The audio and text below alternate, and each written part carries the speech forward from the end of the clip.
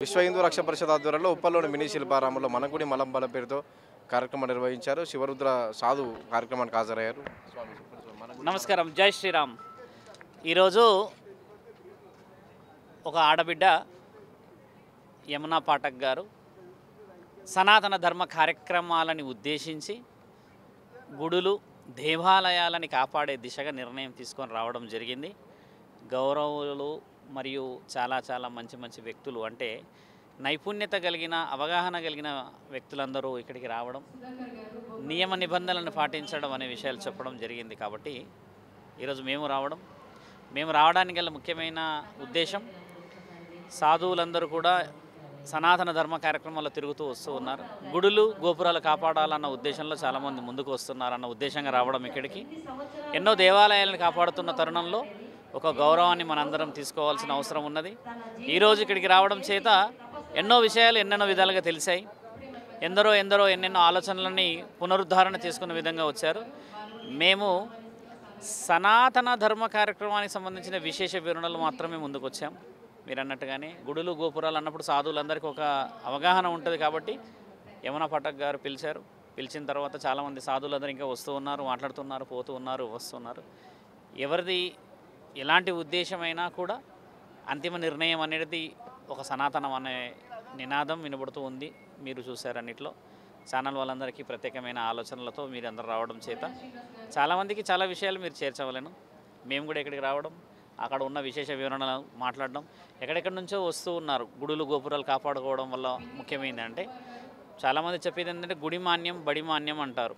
అంటే గుడి మాన్యం అనేది మీ అందరికీ తెలిసిందే. దానివల్ల చాలామందికి ఆహారానికే కానీ, తర్వాత ఇంకేదైనా ఆరోగ్యానికి సంబంధించిందే కానీ, అప్పట్లో ఎకరాల భూమిలో పండుతున్న దాన్ని అన్నింటినీ గుడిలో దాచుకోవడం చోట దాన్ని గుడి మాన్యం అని అంటారు. బడి మాన్యం అని అంటే బడికి సంబంధించిన విశేష వివరణ, పుస్తకాలే కానీ ఇంకేదైనా కళాలే కానీ చదువుకోవడానికి కావాల్సిన వాటన్నిటికీ ఒక నిర్దిష్టం అప్పట్లో ఉన్న గురువులు సాధకులందరూ ఒక క్షేత్రపాలకుల్లాగా ఉండి తీసినప్పుడు అది బడి మాన్యం అవుతుంది. ఇది కాకుండా యావత్ ప్రపంచం కూడా తెలుసుకోవాల్సింది ఏంటంటే గోమాన్యం ఉండేది మన దగ్గర. గో రక్షణ మాన్యం ఉండేది. ఎలా ఉండేది? అది గోవులకి ఒక 2-3 ఎకరాలో లేకపోతే 10 ఎకరాలో 20 ఎకరాలో మొత్తానికి వాటికి ఒక దానలాగా తినడానికి ఆహారంగా ఉండడానికి అని చెప్పి ఒక మాన్యాన్ని పెట్టుకునేవాళ్ళు. అంటే ఒక గోవు 100 గోవులు ఈ విధంగా తినాలి, ఈ విధంగా ఉండాలి అనేది ఒక నిర్ణయం. అంటే ఈ 3 విషయాలు మనం తెలుసుకోవాలి. గుడి మాన్యం ఒకటి తెలుసుకోవాల్సిన అవసరం చాలా ఉంటుంది, బడి మాన్యం తెలుసుకోవాల్సిన అవసరం చాలా ఉంటుంది, ఆ తర్వాత గోమాన్యం. ఇలాంటి మాన్యాల గురించి అని ఇప్పుడు బయటకు వస్తూ ఉన్న కొన్ని తరుణాల్లో కనుమరుగైన గుడులన్నింటి పునరుద్ధరణ చేయాలనేది యమునా పాఠక్ గారి యొక్క పిలుపు మేరకు ఆవిడకు కూడా నిజమైన ఆయురారోగ్యాలు ఇచ్చేసి ఇలాంటి సనాతన ధర్మ కార్యక్రమాలు ఎన్నో చేయాలని చెప్పి ఒక సాధువులాగా మేము కూడా అహర్నిశలు ఈ ప్రయత్నంలో అడుగడుగున ముందుంటామని కోరుతూ ఉన్నాము. జై శ్రీరామ్. దసరా పండుగ బతుకమ్మ మీద కొన్ని ఉన్నాయి, సందేహాలు ఉన్నాయి. అంటే బతుకమ్మ ఎప్పుడు జరుపుకోవాలి? మంగళవారం వచ్చింది బతుకమ్మ. చాలామంది రేపు జరుపుకోవాలా, మంగళవారం జరుపుకోవాలి 30వ తారీఖు. ప్రభుత్వం కూడా మంగళవారమే జరపాలని చెప్పి ఉత్తర్వులు కూడా ఇచ్చింది 30వ తారీఖుని. ఎప్పుడు జరుపుకోండి బతుకమ్మలు 9 రోజులే జరుపుకుంటున్నారు.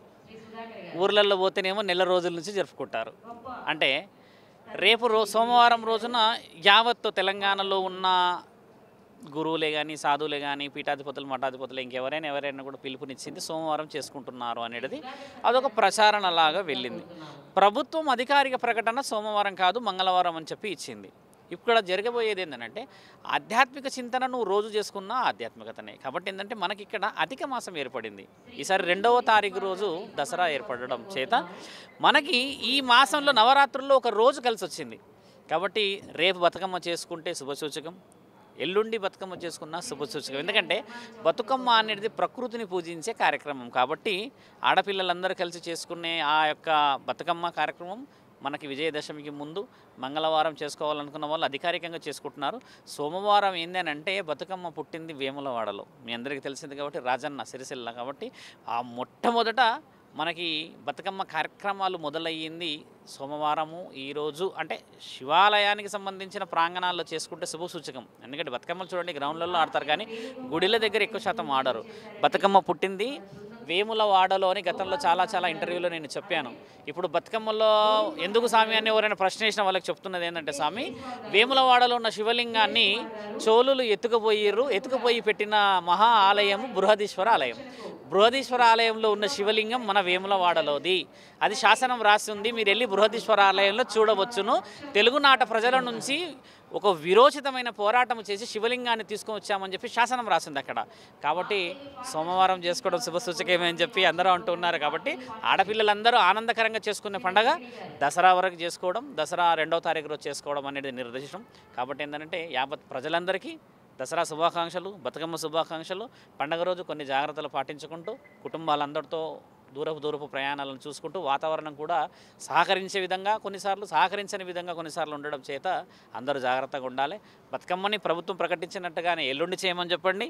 మన మనసులు పలకరించిన విధంగానే రేపే చేసుకోవడం శుభసూచకం. అంతేకాని శివరుద్ర సాధు సోమవారమే చేసుకోమన్నాడు అని చెప్పి నిర్ణయం కాదు. ఎందుకనంటే మాసమే అధికంగా వచ్చింది. ఈరోజు మాసమే అధికంగా వచ్చిందంటే అది ప్రకృతి నియమాలకు సంబంధించింది. కాబట్టి యావత్ తెలంగాణ మరియు ఆంధ్ర మరియు ప్రపంచం మొత్తం గర్వించదగ్గ పండగ. ఎందుకంటే అష్టాదశ శక్తిపీఠాలు ప్రపంచం మొత్తం ఉన్నాయి. కాబట్టి అందరికీ ఆ చాముండేశ్వరి దేవి ఆశీర్వాద బలం ఉంటూ బతుకమ్మలన్నింటిలో అందరూ నిజమైన బతుకును చూసి నిజమైన జీవితాన్ని, ఆశీర్వాద బలాన్ని పొందాలని కోరుతూ ఉన్నాము. జై శ్రీరామ్.